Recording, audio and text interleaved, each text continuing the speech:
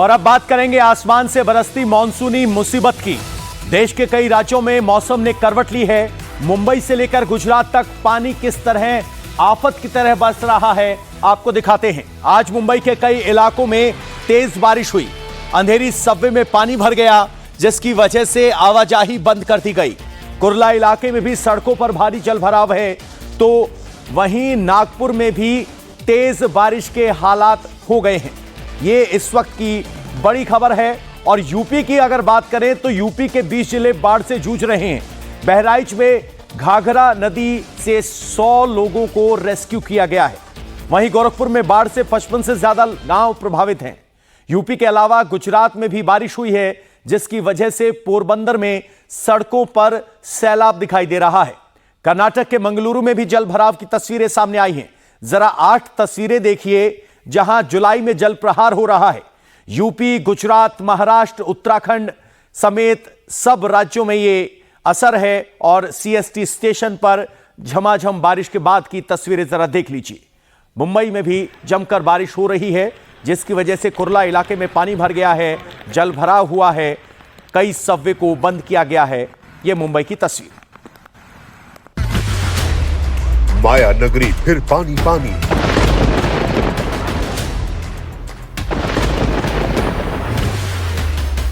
पानी से द्वंद, अंधेरी सबवे बंद।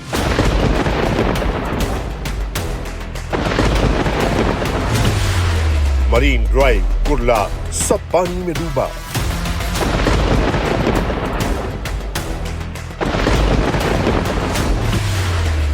मुंबई टू नागपुर सड़क पर समंदर।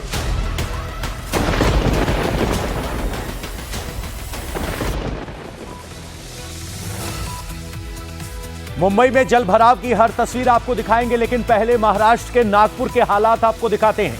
सोनेगांव पुलिस स्टेशन की हालत देखिए, जो पूरी तरह से तालाब बन चुका है। थाने में कई फीट तक पानी भरा हुआ है। पुलिसकर्मियों को अपना काम करने में भारी परेशानी का सामना करना पड़ रहा है। हमारे सहयोगी योगेंद्र तिवारी की एक रिपोर्ट आपको दिखाते हैं। नागपुर में हो रही मूसलाधार बारिश की वजह से नागपुर के सोनेगांव पुलिस स्टेशन पूरी तरीके से जलमग्न हो चुका है। यहाँ पर आप देख सकते हैं, मैं यहाँ पर इस वक्त पुलिस स्टेशन के बीचों बीच खड़ा हूँ। आपको ये नज़ारा दिखा रहा हूँ। आराम से पुलिस स्टेशन के अंदर पानी भरा हुआ है।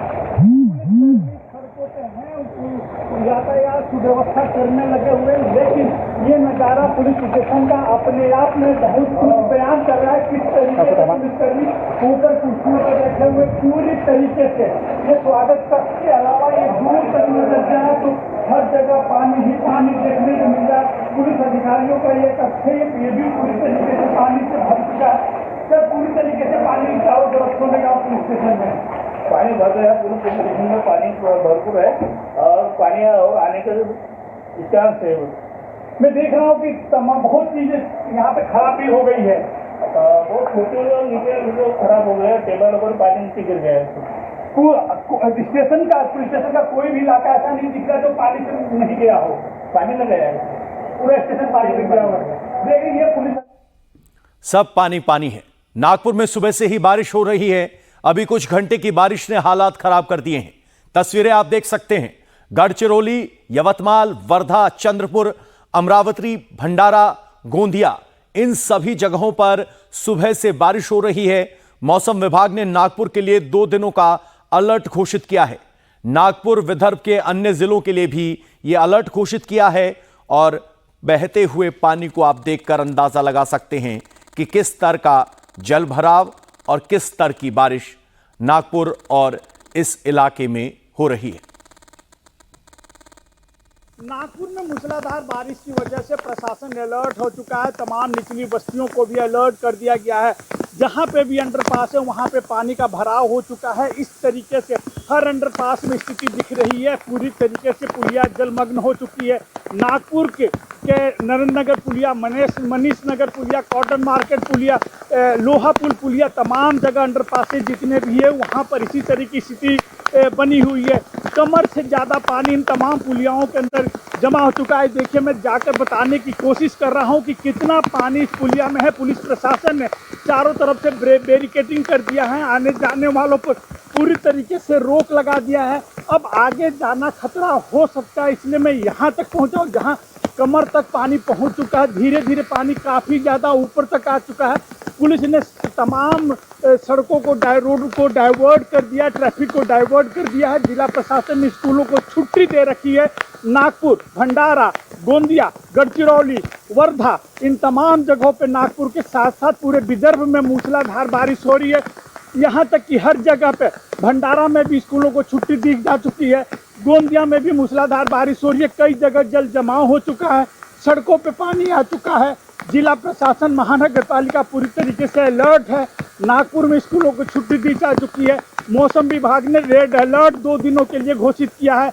आज और कल 2 दिनों का मौसम विभाग ने मूसलाधार बारिश की घोषणा की है। ये कहा जा सकता है कि नागपुर सहित पूरे विदर्भ में मूसलाधार बारिश की वजह से जनजीवन अस्त व्यस्त हो चुका है। नागपुर और विदर्भ में बारिश का रेड अलर्ट। नागपुर के अलावा मुंबई के कई इलाकों में पानी भरा हुआ है। कुछ घंटे की बारिश के बाद कई इलाके लबालब भर चुके हैं। ऐसे हालात कुर्ला इलाके के भी हैं। तस्वीरें आप देख सकते हैं कैसे सड़कें पानी से लबालब यहां दिखाई दे रही हैं। मुंबई में सुबह ऑफिस जाने वालों को खूब परेशानी हो रही है। मुंबई में कल रात से ही रुक रुक कर जोरदार बारिश हो रही है, जिसके चलते कई लो लाइन इलाके, खासतौर पे कुर्ला, चेंबूर और मानखुर जैसे इलाकों में जल जमाव की परिस्थिति इस वक्त उत्पन्न हो गई है। तस्वीरों में आप साफ तौर पर देख सकते हैं कि किस तरह से गाड़ियां और बस इस वक्त यहां से लबालब भरे हुए पानी में गुजरने को मजबूर हैं। वहीं दूसरी तरफ आप देखिए कि यहां फिलहाल कंस्ट्रक्शन का भी काम चल रहा है मुंबई मेट्रो का, जिसके चलते भी यहां पर जल जमाव की परिस्थिति उत्पन्न हुई है। आपको बता दें कि यहां से बाहर की तरफ कुछ जगहों पर मोटर लगाकर पानी निकालने का काम चल रहा है, लेकिन जिस तरह से यहां कल रात से ही जोरदार बारिश हो रही है, उसकी वजह से लो लाइन इलाकों में इस वक्त जल जमाव की स्थिति उत्पन्न हुई है। आप अगर देखें तो ये जो पूरा रास्ता है ये चेंबूर कुर्ला लिंक रोड है और आगे की तरफ आपको पूरी जो रोड है वो जलमग्न नजर आएगी। और जिस तरह से मैं आपको बताऊं कि पिछले कुछ घंटों में मुंबई के अलग अलग इलाकों में बारिश हो रही है, उसके चलते इस प्रकार की परिस्थिति उत्पन्न हुई है। हालांकि आपको बता दें कि इस वक्त जहां मैं मौजूद हूं ये एक लो लाइन एरिया है और जितने भी लो लाइन एरिया हैं मुंबई में खास तौर पर, उन सभी जगहों पर हल्की बारिश के बाद भी जल जमाव की स्थिति उत्पन्न होती है और यही बनता है मुंबईकरों के लिए परेशानी का सबब। हालांकि आज शनिवार का दिन है और लोगों को अपने ऑफिस और दफ्तर नहीं जाना, कई दफ्तरों में आज छुट्टी होती है और इसीलिए फिलहाल कई सड़कें जो हैं वो खाली हैं। लेकिन जिस तरह से यहाँ पर अभी भी लगातार बारिश हो रही है, उसकी वजह से मौसम विभाग ने आज येलो अलर्ट जारी किया है। अगले कुछ घंटे बेहद महत्वपूर्ण होंगे मुंबई के लिए। मुंबई में येलो अलर्ट, और जब बारिश होती है तो सबसे पहला असर सबवे पर दिखाई देता है।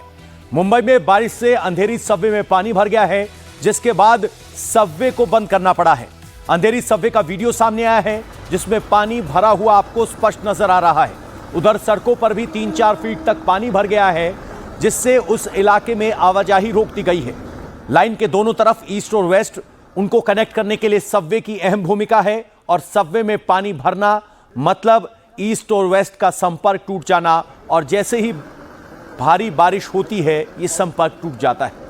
मायानगरी में जलभराव की तस्वीरें आपने देखी। अब मुंबई के करीब ठाणे के हालात देख लीजिए, जहां सड़कों पर कई फीट पानी भरा हुआ है, लोगों को आवाजाही में परेशानी हो रही है। ये तस्वीरें ठाणे से, मुंबई से सटे हुए इलाके। मुंबई में येलो अलर्ट है और उसी से सटा हुआ इलाका है ठाणे, वहां पे भी जल भराव की समस्या है और आज सुबह से ही लगातार बारिश हो रही है। यानी ये परेशानी आज और कल बरकरार रहने की संभावना है, क्योंकि 2 दिन के लिए येलो अलर्ट मुंबई में जारी किया गया है। मुंबई में बारिश से पानी रेलवे ट्रैक पर भर जाता है और कई बार ये लोकल ट्रेनों की रफ्तार रोक देता है। 6 जगहों पर आप तस्वीरें देखिए, कुर्ला, विले पार्ले, मरीन ड्राइव, अंधेरी सबवे और सीएसटी स्टेशन और नवी मुंबई। ये वो 4 बड़े स्टेशन हैं या बड़े इलाके हैं जहां पर पानी का प्रहार आपको देखने को मिल रहा है। सबसे व्यस्तम इलाकों में ये माने जाते हैं सीएसटी स्टेशन, कुर्ला, अंधेरी, नवी मुंबई और मरीन ड्राइव। और यहां पर मौसम या कहें कि बारिश की मार साफ दिखाई दे रही है। बादलों की मार सिर्फ महाराष्ट्र पर ही नहीं है, गुजरात में भी मानसून मुसीबत का पैगाम लेकर आया है। गुजरात में बारिश का सिलसिला थमने को तैयार नहीं है। अगले 2 दिनों के दौरान दक्षिण गुजरात और सौराष्ट्र क्षेत्र में भारी से बहुत भारी बारिश का अनुमान है। पिछले कुछ दिनों से लगातार हो रही बारिश का सबसे ज्यादा असर पोरबंदर में देखने को मिल रहा है। यहां पिछले 24 घंटे में 14 इंच बारिश से जनजीवन प्रभावित हुआ है। तस्वीरें आप देख सकते हैं किस तरीके से पोरबंदर में बारिश हो रही है। रेलवे ट्रैक के नीचे से पानी मिट्टी खिसकाते हुए चला गया और अब इस रेलवे ट्रैक को भी बंद करना पड़ा है। देखिए किस तेज गति से पानी निकल रहा है, वो समझना आपके लिए आसान होगा, जिसकी वजह से रेलवे ट्रैक के नीचे की जमीन खिसक गई है। और अब ऑरेंज ड्रेस में आपको एसडीआरएफ के जवान यहां मौके का जायजा लेते हुए दिखाई दे रहे हैं कि कैसे इस पानी के ब्रीच को रोका जाए। ये पानी की तेज रफ्तार है जो रेलवे ट्रैक पर हाहाकार बनकर टूटी।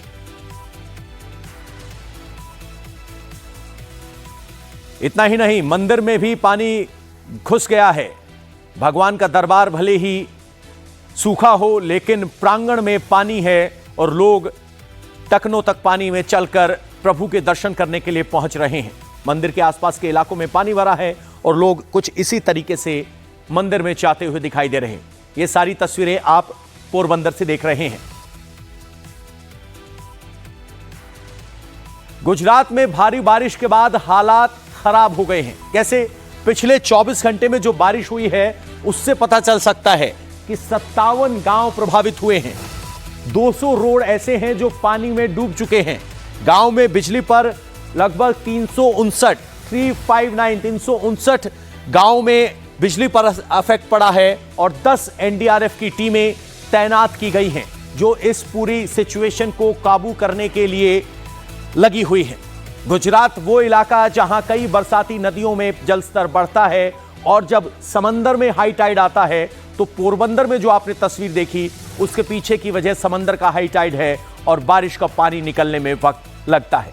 और गुजरात में आसमानी आफत से बचने के लिए एनडीआरएफ की 10 टीमें रेस्क्यू में लगी हैं और सबसे बड़ा काम है कि 57 प्रभावित गांवों के लोगों को सुरक्षित इलाकों में ले जाया जाए।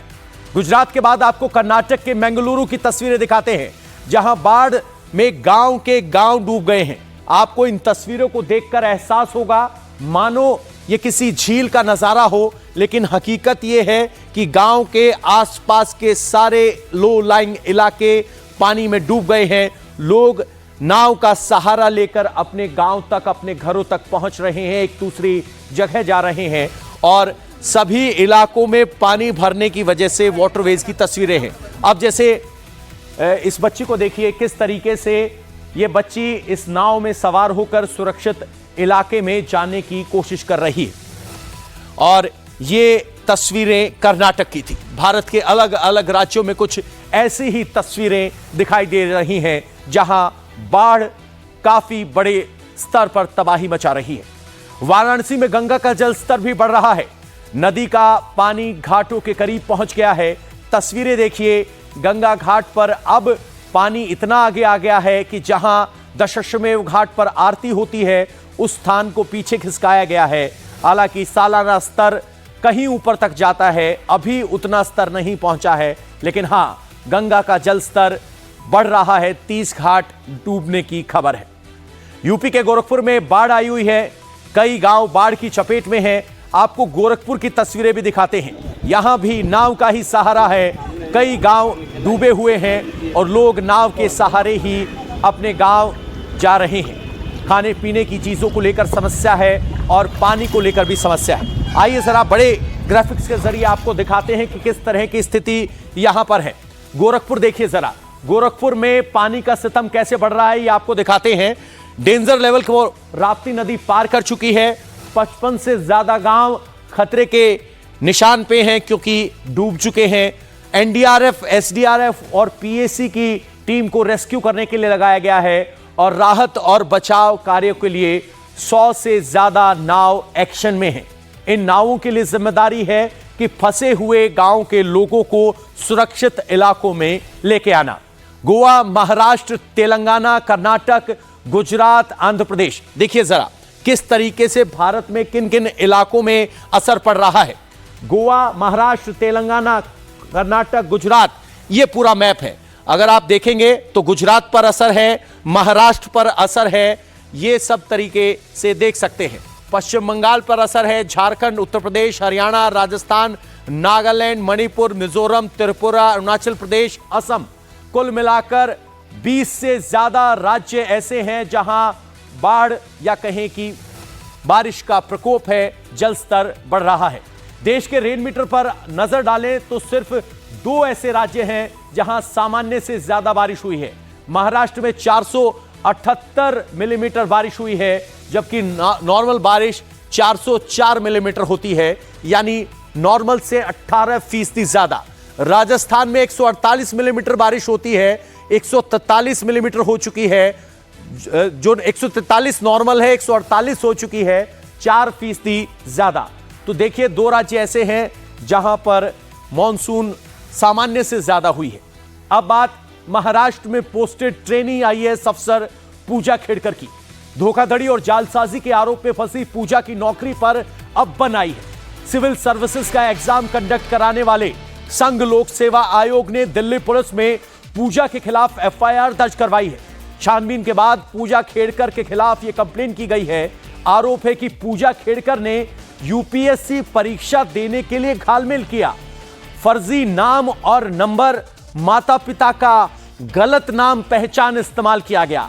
इससे पहले गलत सर्टिफिकेट की बात थी, लेकिन अब यूपीएससी ने जो दिल्ली पुलिस को एफआईआर के लिए शिकायत दी है, उसके हिसाब से तय अटेम्प्ट से ज्यादा अटेम्प्ट लिए गए, जिसके लिए बाकायदा पूजा खेड़कर ने अपने पिता का अपने डॉक्यूमेंट्स में नाम चेंज किया। और अब दिल्ली क्राइम ब्रांच की टीम पूरे मामले को जांच कर रही है।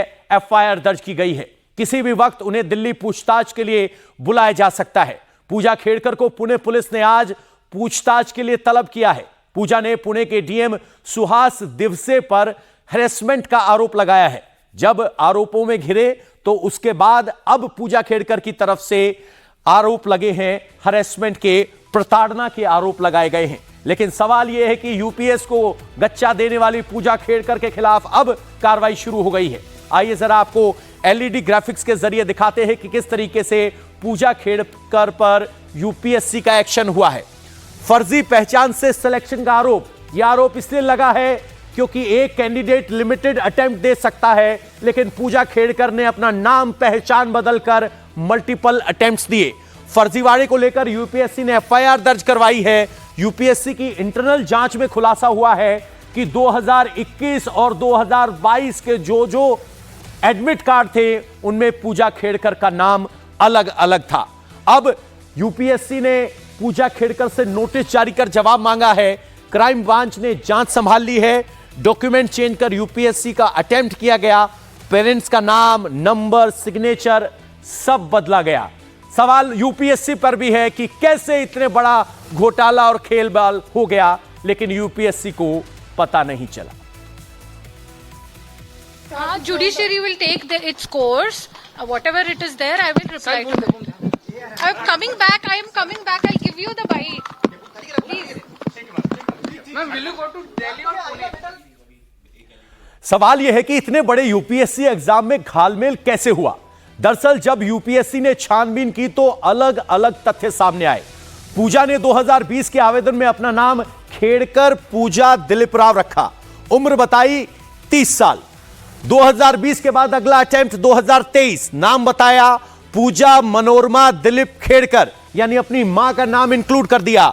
उम्र बताई 31 साल, यानी 2020 से 2023 के बीच उम्र बढ़ी सिर्फ 1 साल। यह जादू सिर्फ फर्जी कागजात के आधार पर हुआ। सवाल कि 3 साल में सिर्फ 1 साल उम्र बढ़ने का फॉर्मूला क्या है, यह सबसे बड़ा सवाल है। और यह पहला फर्जीवाड़ा है। अभी तो जो सर्टिफिकेट था डिसेबिलिटी का या फिर ईडब्ल्यूएस का या ओबीसी नॉन क्रीमी लेयर का, उस पर तो बात पहुंची नहीं। पहला गड़बड़ घोटाला तो नाम में यहां पर सिर्फ एडमिट कार्ड में हो गया। यूपीएससी ने पूजा को नोटिस जारी कर सिलेक्शन कैंसिल करने को लेकर भी जवाब मांगा है। यूपीएससी ने कहा है कि पूजा के खिलाफ जांच की गई। इसमें पाया गया कि उन्हें अपना नाम, अपने माता पिता का नाम, signature, photo, email, mobile number और एड्रेस बदलकर यूपीएससी का एग्जाम दिया। यानी हर स्तर पर जहां फ्रॉड हो सकता था, पूजा खेड़कर ने किया।